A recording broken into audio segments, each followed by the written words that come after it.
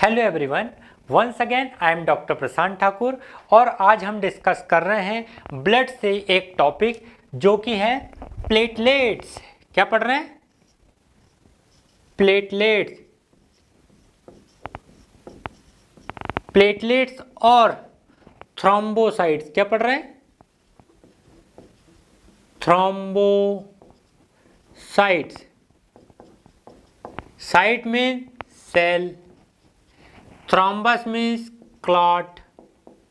मतलब platelets are दो cell that forms clot. मतलब ये ब्लड क्लॉटिंग कराने वाली सेल है। It promotes blood clotting known as thrombocyte, coagulation of blood. It is a type of cell that cause coagulants of blood known as thrombocytes, that cause coagulation of blood known as thrombocyte, also known as platelets.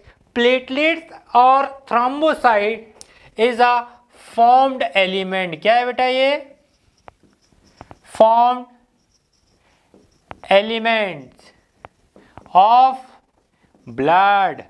Sir ये blood का एक formed element है। Formed element मतलब blood बनाने वाली cell. Blood बनाने वाली cell कौन कौन सी? RBC, WBC and platelets. तो platelet is a third type of blood formed element. It is a non nucleated, इसमें न्यूक्लियस नहीं होता। Non nucleated, colourless, moderative, refractories body. Sir ये क्या है? इसमें न्यूक्लियस नहीं होता, कलरलेस होती है। कलरलेस मतलब फिर दिखेगी कैसी? मॉडरेटिव रिफ्रैक्टरी बॉडीज।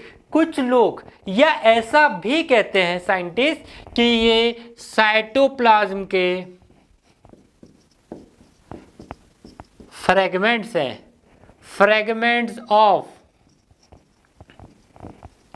साइटोप्लाज्म। मतलब साइटोप्लाज्म के छोटे छोटे छोटे छोटे छोटे छोटे जो वेसाइकल्स होंगे, ग्लोब्यूल्स होंगे, दैट फॉर्म्स थ्रोम्बोसाइट और प्लेटलेट्स। इसलिए moderate refractories body under the electron microscope ये दिखेंगे। आ रहा है समझ में? सर ये तो था इसका इंट्रो। अब देख लेते हैं साइज। आ रहा समझ में? Size, volume and diameter. Diameter कितना है? 2.5 माइक्रोन। वॉल्यूम है 7.5 micron. Don't confuse with the diameter of RBC, क्योंकि आरबीसी का डायमीटर कितना था? 7.2 माइक्रोन, बट इससे बहुत स्मॉल है, 2.5 माइक्रोन ओनली। ओके, वॉल्यूम है 7.5 माइक्रोन या वॉल्यूम क्यूबिक माइक्रोन। क्या होगा? यस, बढ़ जाते हैं आगे। इसके बाद हमने इसका इंट्रो पढ़ा, यस, हमने इसका साइज पढ़ा। अब पढ़ रहे हैं स्ट्रक्चर। क्या पढ़ रहे हैं? Structure. Yes sir, structure. Yes, जो प्लेटलेट है वो किस किस से मिलकर बनी हुई है? आ रहा समझ में? यस, तो जो प्लेटलेट है, प्लेटलेट में आपको 3 स्ट्रक्चर मिलेंगे। पहला है सेल मेम्ब्रेन, दूसरा है microtubule and the third one is cytoplasm.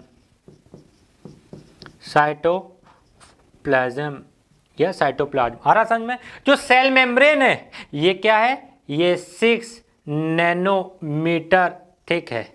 कितना है? Only 6 nanometre thick. ठीक है साहब।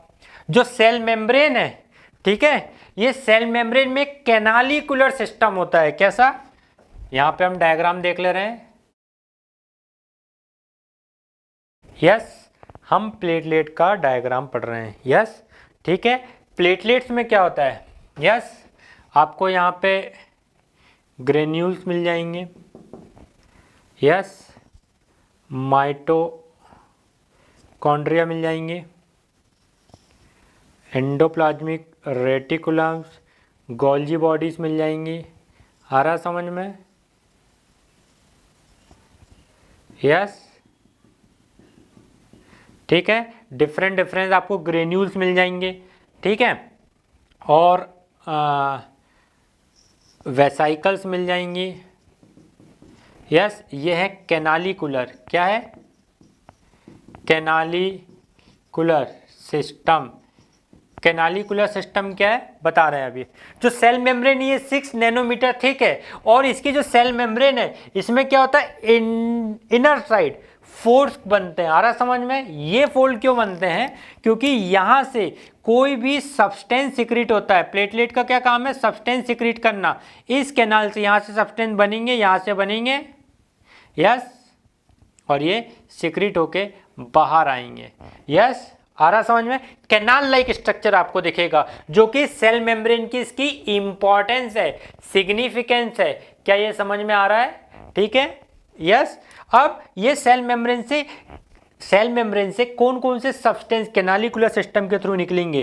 तो पहला निकलेगा ग्लाइकोप्रोटीन। क्या निकलेगा?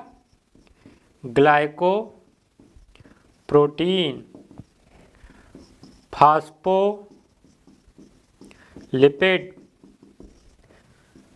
ग्लाइकोलिपिड, कार्बोहाइड्रेट, ग्लाइकोकैलिक्स बोलते हैं, ग्लाइकोकैलिक्स, ये वाई है, ग्लाइकोकैलिक्स, GLYCO, ग्लाइकोकैलिक्स।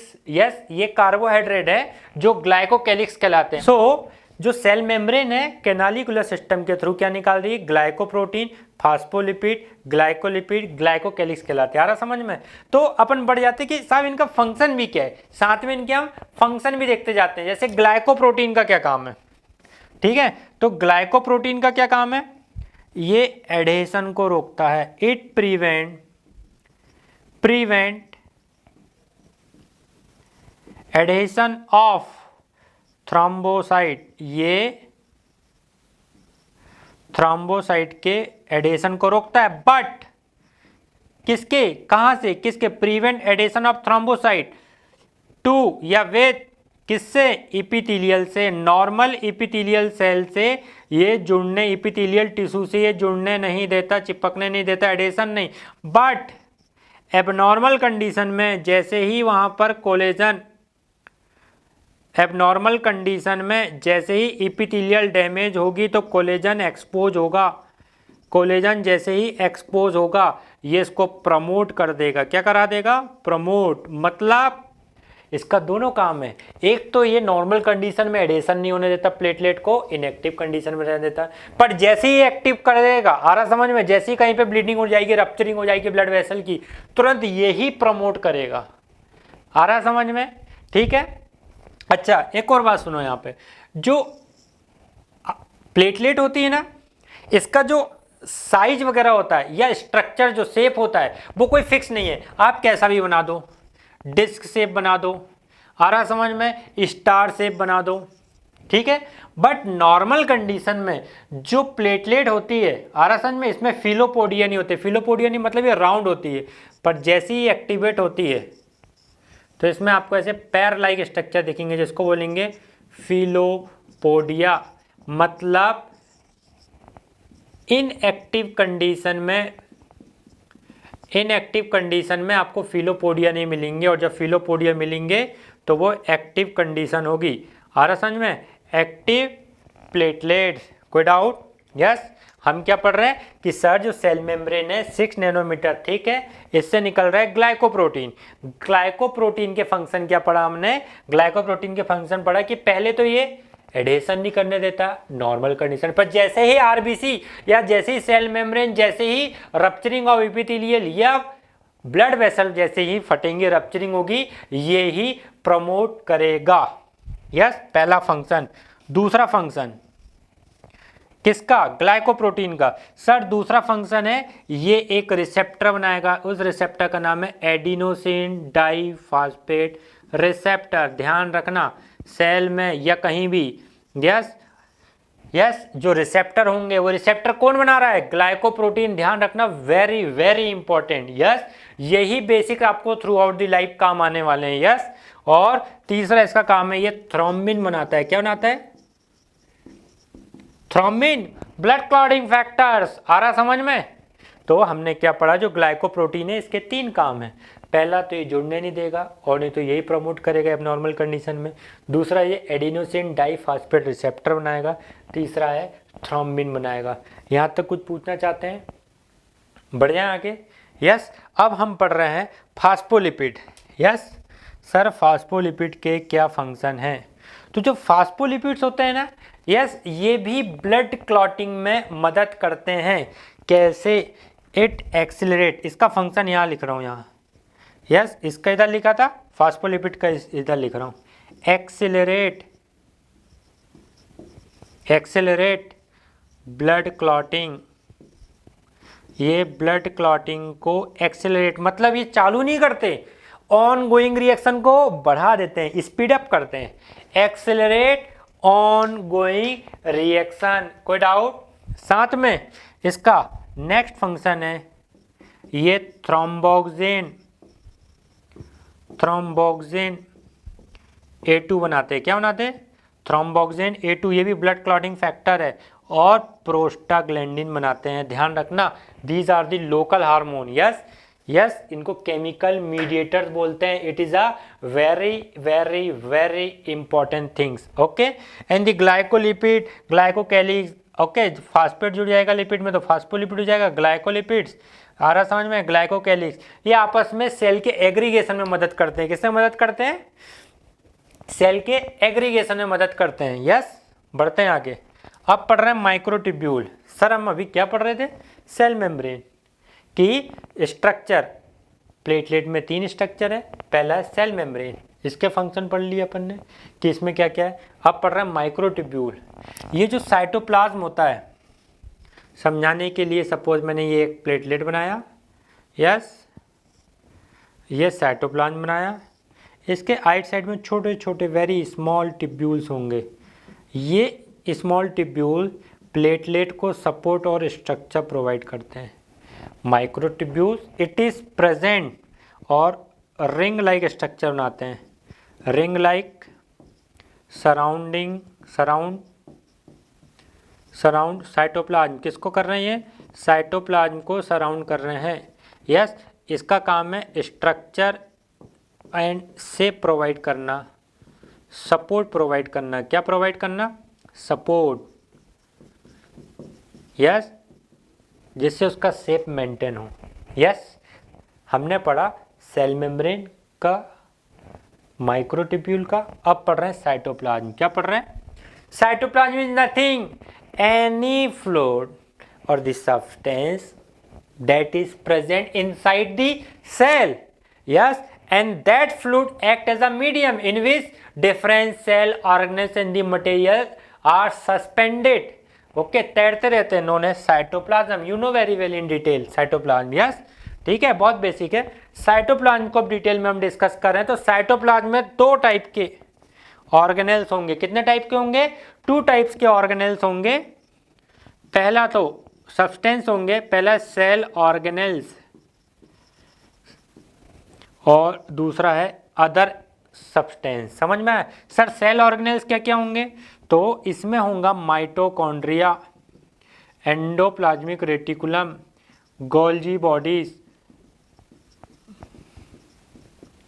कोई नई बात नहीं बता रहा हूँ, हर सेल के अंदर ये होते हैं। आ रहा समझ में, न्यूक्लियस नहीं होगा क्योंकि नॉन न्यूक्लिएटेड, ध्यान रखना। आ रहा समझ में, बढ़ जाते हैं आगे।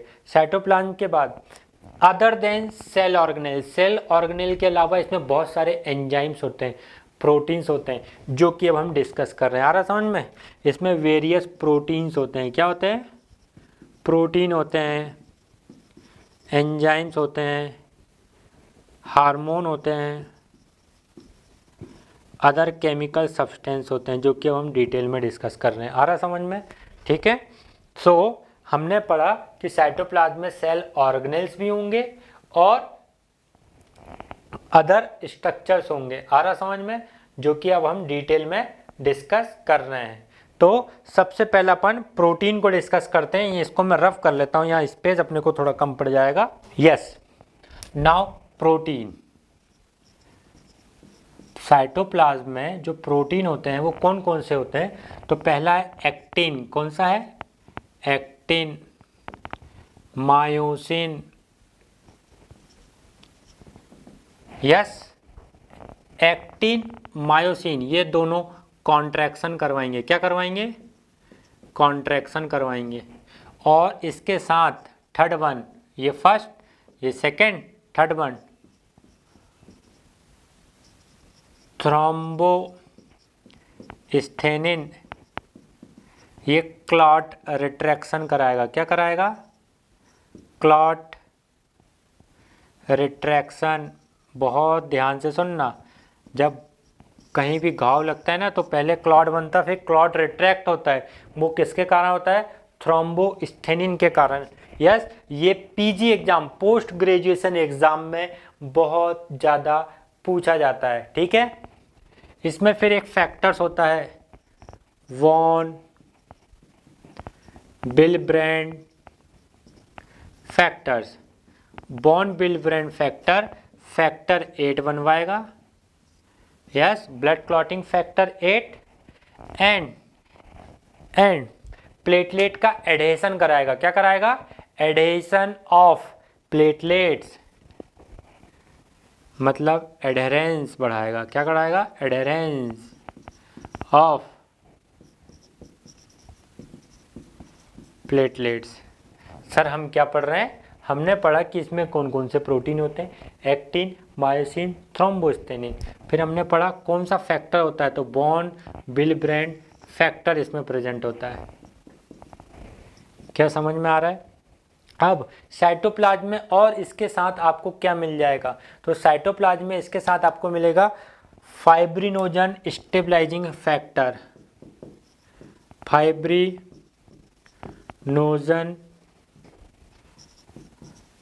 स्टेबलाइजिंग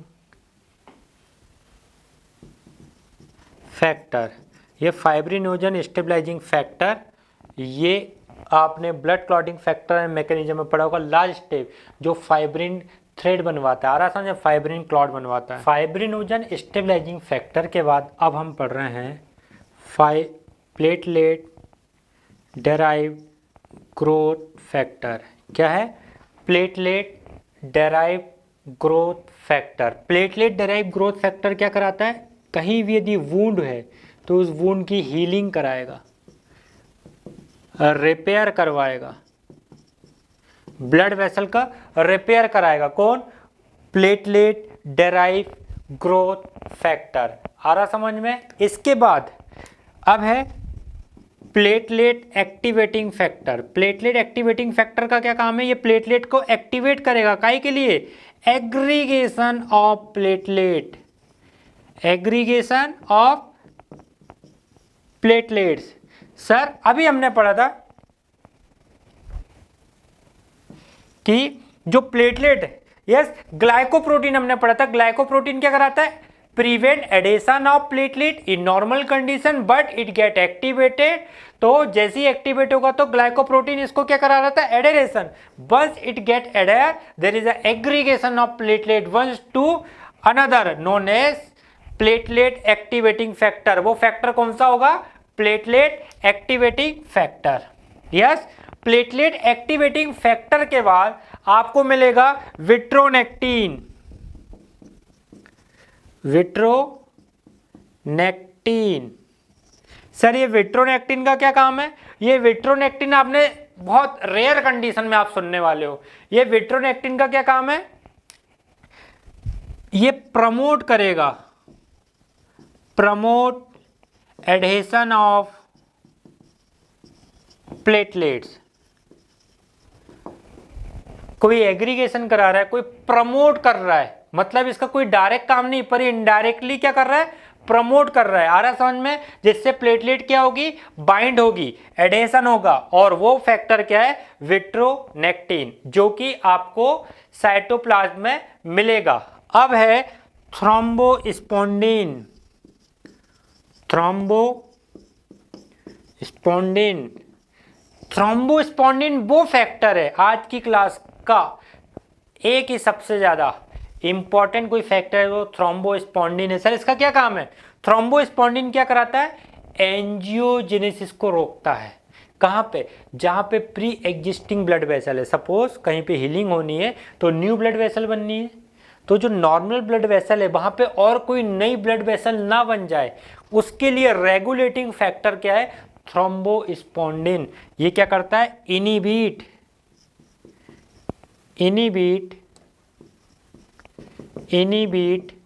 एंजियोजेनेसिस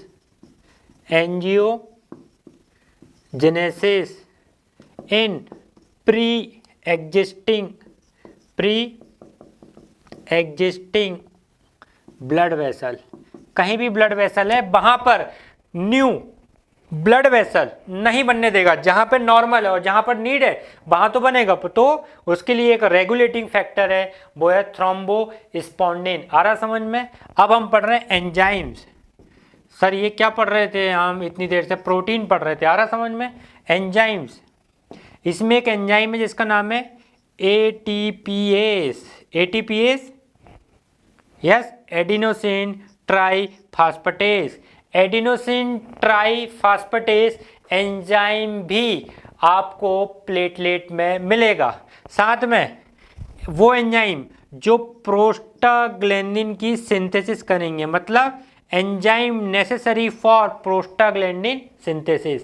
इसमें प्रोस्टाग्लैंडिन भी रहता है और वो एंजाइम भी रहते हैं जो प्रोस्टाग्लैंडिन सिंथेसिस करवाएंगे। यस, तो एंजाइम, सिर्फ दो एंजाइम ही आपको इसमें मिलेंगे। प्रोटीन के बाद एंजाइम के बाद आप पढ़ रहे हैं हार्मोन। सर इसमें कौन कौन से हार्मोन रहते हैं? तो इसमें पहला एक हार्मोन रहेगा जिसका नाम है adrenaline hormone which is secreted from adrenal gland. क्या करेगा? Adrenal gland. और यही वो एक ऐसा हार्मोन है जो कि डायरेक्ट कार्डियक आउटपुट बढ़ाता है। यस, और ये आपको काय में मिलेगा? प्लेटलेट में मिलेगा। इसके बाद 5 हाइड्रोक्सी ट्रिप्टामाइन, यस, जिसको बोलते हैं 5HT भी इस पे मिलेगा। आ रहा समझ में? ठीक है, और हिस्टामाइन भी मिलेगा। मतलब हिस्टामिन भी मिल गया, प्रोस्टाग्लैंडिन भी मिल गया और आगे सेरोटोनिन भी बताने वाला हूं। आ रहा समझ में? तो हिस्टामिन भी मिलेगा इसमें। ये हार्मोन भी आपको इसमें मिलना है। अब पढ़ रहे हैं अदर सब्सटेंस।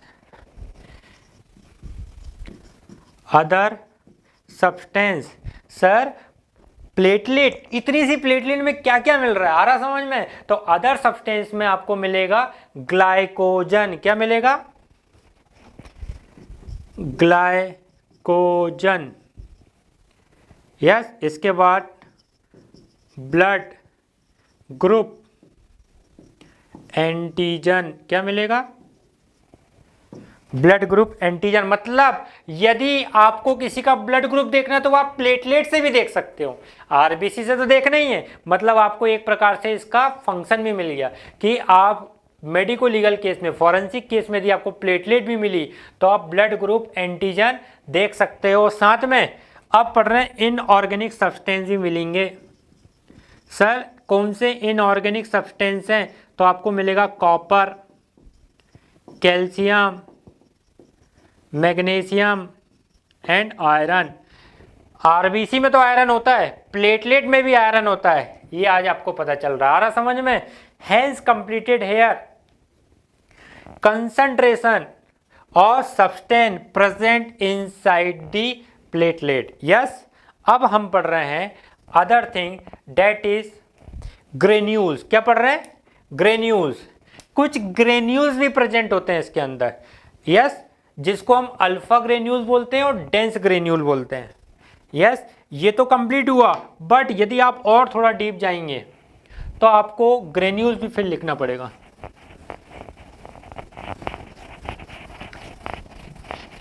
ग्रेन्यूल्स मतलब ये वो प्रोटीनियस स्ट्रक्चर रहेंगे जो कि आपको राउंड सर्कल रवे के फॉर्म में दिखेंगे। यस, ग्रेन्युलर स्ट्रक्चर दिखेंगे। तो इसमें कुछ ग्रेन्यूल्स भी मिलेंगे।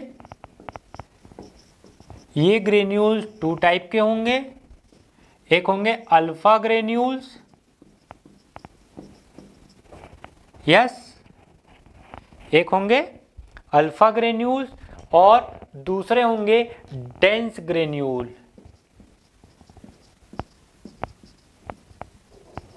यस, डेंस ग्रेन्यूल मतलब ये ज्यादा बड़े साइज के होंगे, आ रहा समझ में? डेंस ग्रेन्यूल कहलाएंगे। क्या कहलाएंगे? डेंस ग्रेन्यूल और अल्फा ग्रेन्यूल। यस, तो अल्फा ग्रेन्यूल कौन कौन से होने वाले हैं? तो अल्फा ग्रेन्यूल होने वाले हैं फाइब्रिनोजन, फाइब्रिनोजन ये क्लॉटिंग फैक्टर है। क्या है? Clotting factor, fibrinogen. यस, और कौन सा फैक्टर है? Factor 5, factor 13। यस, ये तीनों फैक्टर ब्लड क्लॉटिंग फैक्टर, ये 1 है, ये 5 है और ये 13 है। These are the 3 factor present inside और कम्स अंडर अल्फा ग्रेन्यूल। फिर है प्लेटलेट डेराइव्ड फैक्टर, हमने प्लेटलेट डेराइव्ड फैक्टर अभी पढ़ा था। यस, जो कि प्लेटलेट में क्या करता है आपको पता है। फिर है vascular epithelial derive factor, vascular epithelial derive factor, ये ब्लड वेसल को आरा समझ में एंजियोजेनेसिस करवाने में मदद करेगा। कोई डाउट? फिर है फाइब्रोब्लास्ट, फाइब्रोब्लास्ट ग्रोथ फैक्टर, ये फाइब्रोब्लास्ट भी बनवाएगा। यस, मतलब ऑलमोस्ट जितनी भी सेलें दिख रही हैं, जितनी भी आपको ब्लड वेसल या साइटोप्लाज्म या सेल आपको कोई भी मिल रही है, ऑलमोस्ट के सभी के फैक्टर आपको इसमें मिल जाएंगे। आ रहा समझ में? थ्रोम्बोस्पोंडिन, एंडोस्टेटिन, यस, ये सब ग्रेन्यूल्स है, कम्स अंडर अल्फा ग्रेन्यूल्स। आ रहा समझ में? अब मैं आपको पढ़ा रहा हूं डेंस ग्रेन्यूल। डेंस ग्रेन्यूल जो कि बड़े होंगे, सेरोटोनिन, क्या मिलेगा आपको? सेरोटोनिन। आ रहा समझ में? हिस्टामिन, हेपेरिन और सेरोटोनिन आपने सुना होगा। यस, वो मिलेगा। फिर मिलेंगे न्यूक्लियोटाइड्स, न्यूक्लियोटाइड्स, कॉपर, यस, ये सब डेंस ग्रेन्यूल में आएंगे। इसके बाद आप और ये लिख सकते हैं लाइसोसोम भी मिलेगा, फास्फोलिपिड भी मिलेगा। यस, यदि हम जब ग्रेन्यूल्स की बात करेंगे, इसमें आपने देखा होगा ये 2 जगह आ गया, थ्रोम्बोस्पोंडिन भी, फास्फोलिपिड भी। ये क्यों आ गया? On the basis of granules. यदि हम डिस्कस कर रहे हैं कि इसमें कौन कौन से ग्रेन्यूल्स है या टाइप की बात कर रहे हैं, तो आपको अल्फा और डेंस ग्रेन्यूल मिल जाएंगे। आ रहा समझ में? अब इसके बाद हम पढ़ रहे हैं काउंट। क्या पढ़ रहे हैं? काउंट।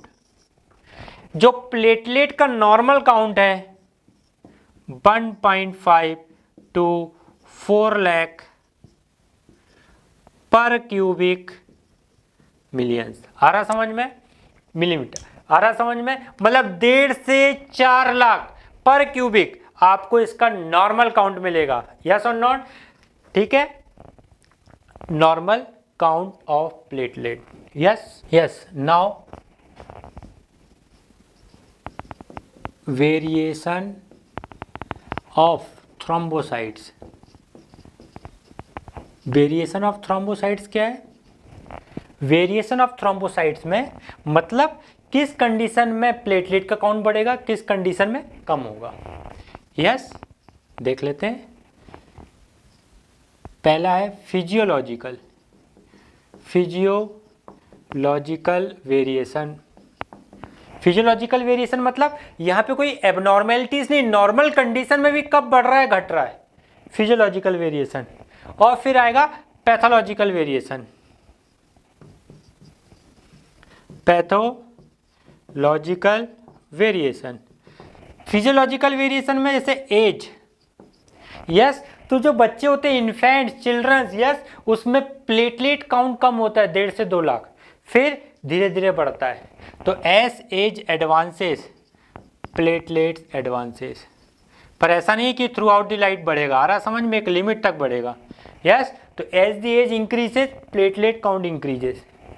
सेक्स, ध्यान रखना मेल और फीमेल में यही एक ऐसी वैल्यू है, आ रहा समझ में, कुछ ही वैल्यू इक्वल है, वो प्लेटलेट है। बट मेंसेस के समय प्लेटलेट कम हो जाता है, स्पेशली इन मेंसेस में कम हो जाता है, अदरवाइज दोनों का काउंट सेम है। फिर आफ्टर मील, खाना खाने के बाद प्लेटलेट काउंट बढ़ जाएगा, आ रहा समझ में, प्लेटलेट काउंट बढ़ जाएगा। इसके बाद हाई एल्टीट्यूड, यदि हाई एल्टीट्यूड में जा रहे हैं, यस पहाड़ पर्वत में जा रहे हैं तो प्लेटलेट काउंट बढ़ जाएगा। These are the physiological condition. The variation comes under the normal condition known as physiological variation when there is an abnormality. Yes, कोई भी abnormality है, if variation occur known as pathological variation. Pathological variation में यहाँ पे भी दो, किस condition में बढ़ेगा, किस कंडीशन में कम होगा। यदि बढ़ रहा है तो बोलेंगे thrombocytosis, increase in number of thrombocyte, और यदि थ्रोम्बोसाइट्स कम हो रहा है तो उनको बोलेंगे थ्रोम्बोसाइटोपिनिया। सर किस कंडीशन में थ्रोम्बोसाइट बढ़ेंगी, समझ में आया, तो फ्रैक्चर की कंडीशन में, bone fracture, bone fracture, splenectomy, yes allergies, allergies के समय बढ़ जाएंगी, यस ठीक बढ़ेंगी। किस कंडीशन में कम होंगी, small pox, chicken pox, chicken pox, yes और क्या है, कोई भी एक्यूट इन्फेक्शन है, यस एक्यूट इन्फेक्शन है तो भी प्लेटलेट का काउंट कम हो जाएगा। These are the variation of platelet. Yes अब हम पढ़ रहे हैं प्रॉपर्टीज, क्या पढ़ रहे हैं,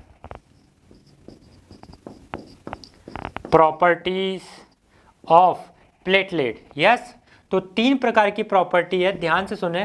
पहला है एडहेसिवनेस, दूसरा है एग्रीगेशन, और तीसरा है third one is agglutination.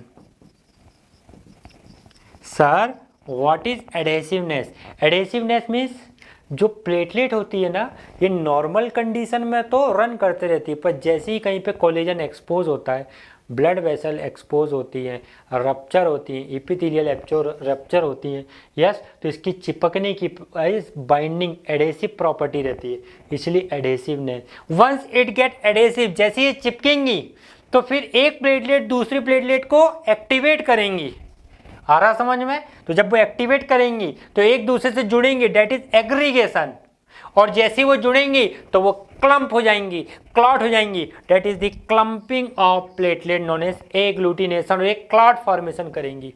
Sequence है, पहले किसी भी रफ सरफेस से ये बाइंड करेंगी, एक प्लेटलेट जुड़ गई, फिर एक प्लेटलेट दूसरी प्लेटलेट से जुड़ेंगी एग्रीगेशन, और फिर वो क्लॉट कर देंगे, वहाँ पे क्लम्पिंग करेंगी, known as agglutination of platelet. यहाँ तक कोई डाउट? अब इसके बाद हम पढ़ रहे हैं function. Yes function of platelet. पहला फंक्शन है ये ब्लड क्लॉटिंग कराएगा, कोगुलेशन ऑफ ब्लड, ये ब्लड क्लॉटिंग कराएगा। दूसरा क्लॉट रिट्रैक्शन कराएगा, क्या कराएगा, क्लॉट रिट्रैक्शन, हम पढ़ चुके हैं इसके बारे में अभी डिटेल में। यस तो ये पहला ब्लड क्लॉट कराता है, फिर ब्लड क्लॉट को रिट्रैक्ट कराता है, फिर रिपेयर करवाता है, हीलिंग कराता है, एंजियोजेनेसिस में भी मदद करता है, कहीं पे वुंड हील होगा तो यही करवाएगा। आ रहा समझ में, platelet derive growth factor, activating factor, fibroblast activating factor, आ रहा समझ में, डिफरेंट फैक्टर हम पढ़ चुके हैं। इसके बाद ये इनने रिपेयर भी करा दिया, हीलिंग भी करा दिया, क्लॉट भी करवा दिया। इसके बाद इसका काम फंक्शन है डिफेंस मैकेनिज्म में, किसमें, डिफेंस मैकेनिज्म, ये बॉडी के डिफेंस सिस्टम पर भी काम करता है। आ रहा समझ में, जो फॉरेन बॉडी आते हैं उनको खाने का भी काम करेगा, मारने का काम करेगा, तो ये डिफेंस का काम कर रहा है, एक प्रकार से आपको बचा रहा है, that's why comes under defence. आ रहा समझ में। इसके बाद आप हीमोस्टेसिस भी लिख सकते हो। हीमोस्टेसिस कैसे सर? ब्लड क्लॉटिंग और हीमोस्टेसिस में डिफरेंस समझ में नहीं आ रहा। ब्लड क्लॉटिंग मतलब ब्लड मान के चलो आपने बाहर निकाला है तो वो क्लॉट हो रहा है या नहीं हो रहा है, ये कौन कराएगा? प्लेटलेट और क्लॉटिंग मैकेनिज्म। बट कहीं से ब्लीडिंग हो रही है, ब्लीडिंग हो रही है तो उसको रोकना भी इसका काम है। समझ में आया? तो एक तरीके से क्या कराएगा, एक दूसरे प्लेटलेट आपस में एग्रीगेट होंगी। आ रहा समझ में? यस, जैसे रोलेक्स फॉर्मेशन आरबीसी कराता है ऐसी, तो ये haemostasis yes loss of blood को रोकेगा। These are the few function of platelets. आ रहा समझ में? अब हम कुछ टर्मिनोलॉजीज पढ़ रहे हैं जिसको बोलेंगे अप्लाइड फिजियोलॉजी। अप्लाइड फिजियोलॉजी वो कंडीशन यस जहाँ पर आप कुछ पैथोलॉजिकल कंडीशन अप्लाई करेंगे। यस, टर्मिनोलॉजीज हैं जैसे थ्रोम्बोसाइटोसिस, अभी अपन ने देखा थ्रोम्बोसाइटोसिस, थ्रोम्बोसाइटोपिनिया, वही है thrombocytosis, thrombocytopenia. Yes, thrombocytosis, thrombocytopenia. एक है थ्रोम्बोसाइथेमिया, थ्रोम्बोसाइथेमिया, और एक है ग्लैंजमैन, ग्लैंजमैन थ्रोम्बोस्थेनिया। आ रहा समझ में? क्या है सर ग्लैंजमैन थ्रोम्बोस्थेनिया? थ्रोम्बोसाइटोसिस, थ्रोम्बोसाइटोपिनिया और थ्रोम्बोसाइथेमिया। साइटोसिस सेल का, सिस बढ़ना। आ रहा समझ में? थ्रोम्बोसाइट का बढ़ना, थ्रोम्बोसाइटोसिस। यस, अभी पढ़ा अपने फ्रैक्चर स्प्लेनिक्टोमी वगैरह में बढ़ जाएगा, एलर्जीज में बढ़ जाएगा। पीनिया मीन्स कम होना, साइट मतलब सेल, थ्रोम्बोसाइट सेल का कम होना। किस कंडीशन में? Small pox, chicken pox. आ रहा समझ में? Acute infection. थ्रोम्बोसाइथेमिया ये वो कंडीशन है जिसमें परसिस्टिंग कंडीशन रहेगी लंबे समय तक। आ रहा समझ में? लंबे समय तक प्लेटलेट का काउंट बढ़ा हुआ आएगा, मतलब ये एक एबनॉर्मल कंडीशन है। जबकि ये एक शॉर्ट ड्यूरेशन है कि इन्फेक्शन हुआ तब, बट यहाँ पर परसिस्टिंग बनी रहेगी। जैसे कैंसर वगैरह कंडीशन हो गया तो ब्लड में प्लेटलेट का काउंट बढ़ा हुआ है, नोन एज थ्रोम्बोसाइथेमिया। और फिर है ग्लैंजमैन्स थ्रोम्बोस्थेनिया। ग्लैंजमैन्स थ्रोम्बोस्थेनिया क्या है? यहाँ पे एक और रहना आएगा ग्लैंजमैन्स थ्रोम्बोस्थेनिया। यहाँ पर क्या होता है, कंजेनाइटली जो प्लेटलेट बनेंगी वो एबनॉर्मल होंगी। यस, कंजेनाइटली जो प्लेटलेट हैं वो एबनॉर्मल रहेंगी तो प्रॉपर तरीके से फंक्शन नहीं कर पाएंगी। ग्लैंजमैन्स थ्रोम्बोस्थेनिया, स्थेनिया मीन्स लेक ऑफ एस्थेनिया, मतलब जैसे स्ट्रेंथ यस फंक्शन उसका कम हो जाना। ग्लैंजमैन थ्रोम्बोस्थेनिया। आ रहा समझ में? Hence completed here thrombocytes in detail. Okay, thank you.